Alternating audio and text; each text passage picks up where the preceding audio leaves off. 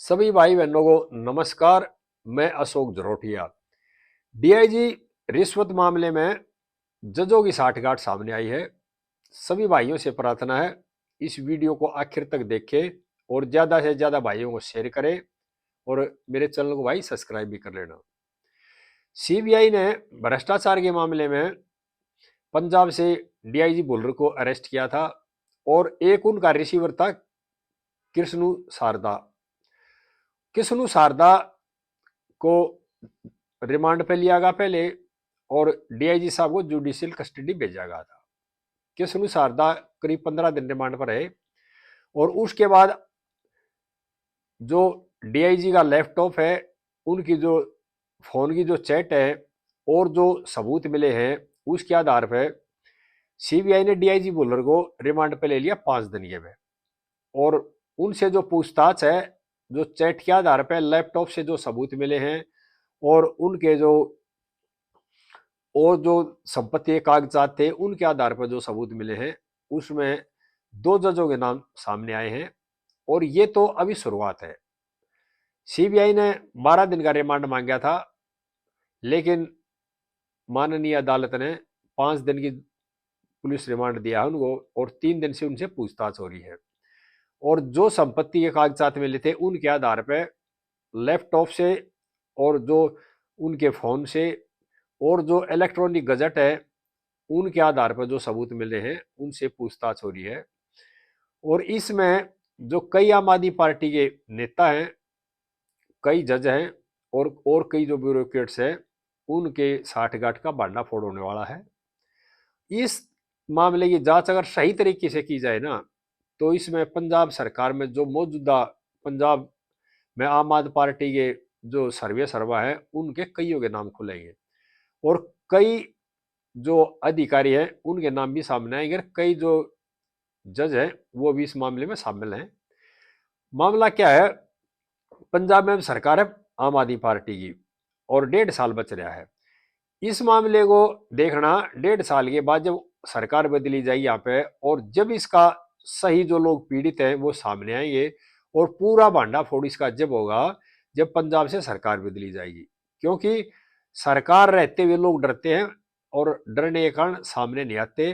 चाहे सरकार चली जाएगी लोग खुल के बोलेंगे जिस जिसके साथ जो जो बातें हुई है।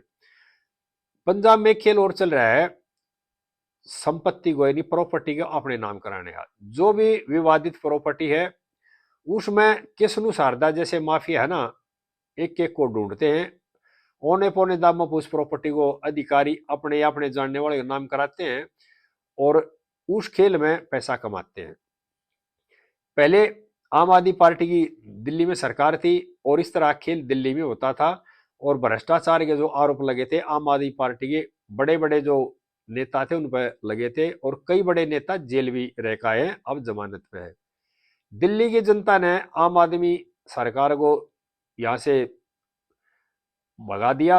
उसके बाद एक जो दुधारू गाय बची ना आम आदमी पार्टी के पास, वो बचा पंजाब।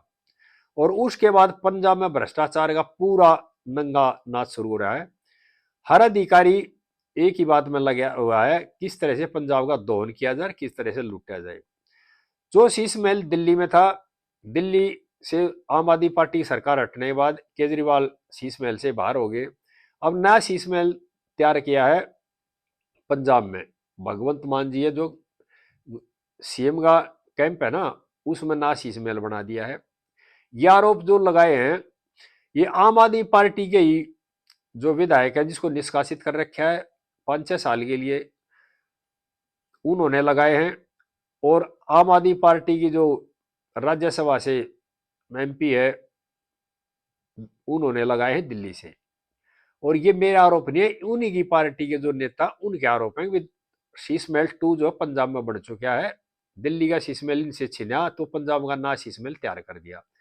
और आम आदमी पार्टी के जो सर्वे सर्वा केजरीवाल जी वो चार्टेड प्लेन इस्तेमाल करते हैं, पंजाब की जो जनता है उसके टैक्स के पैसे का दुरुपयोग करते हैं और गुजरात में जाकर रैली करते हैं किसानों को, गुजरात के किसानों को भड़काते हैं और पंजाब के जो किसानों का करते हैं शोषण।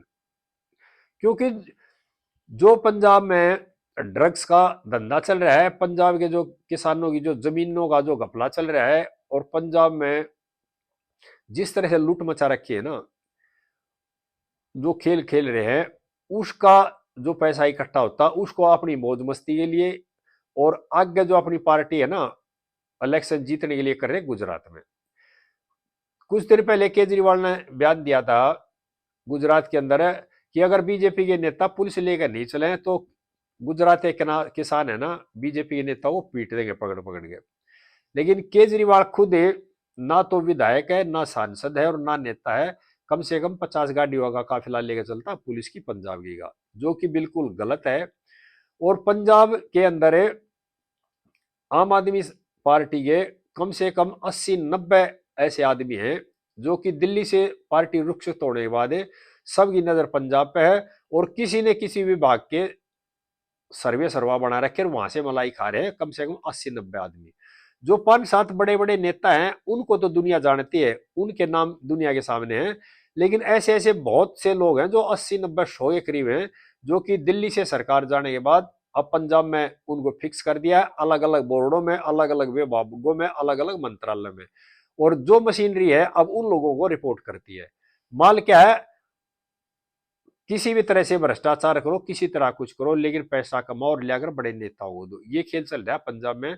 और ये पंजाब में जो विधायक हैं आम आदमी पार्टी के, उनके भी आरोप हैं, और जो सांसद है पंजाब में उनके भी आरोप हैं। और कई मंत्रालयों ने तो ये भी कह दिया अब भाई हम जो पंजाब में बैठ के दिल्ली से आकर के लोग उनको रिपोर्ट क्यों करें। ना तो मंत्री है पंजाब सरकार का, और ना पंजाब सरकार का ब्यूरोक्रेट्स है, तो रिपोर्ट उनको क्यों जाए डायरेक्टर। लेकिन सारा खेल क्या कर रखा है, अब भ्रष्टाचार का पैसा कमाने के लिए खेल कर रखा है। अभी आप भी कमाओ हमें भी कमाने दो, क्योंकि मात्र एक पंजाब स्टेट बचा आम आदमी पार्टी के पास जो पैसे कमाने का संसाधन है वहां पे। और पंजाब की जनता का शोषण हो रहा है, पंजाब के किसानों का शोषण हो रहा है। और जो डीआईजी बुल्लर का मामला है उसमें जो रिश्वत कांड हुआ, इस तरह के बुल्लर तो सैकड़ों पड़े पंजाब के अंदर, जो नेता भी है आम आदमी पार्टी के और ब्यूरोक्रेट्स भी हैं। अगर इसकी जांच पूरी तरह से किया जाए ये आंकड़ा 100 से ऊपर का जाएगा।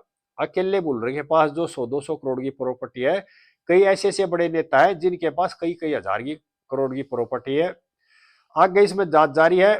और सभी भाइयों से प्रार्थना है इस वीडियो को ज्यादा ज्यादा शेयर कर दे, और भाई लाइक भी कर दे, और मेरे चैनल को सब्सक्राइब भी कर लियो। आगे इस तरह की बातें फिर बताता रहूंगा। जय हिंद देशवासियों।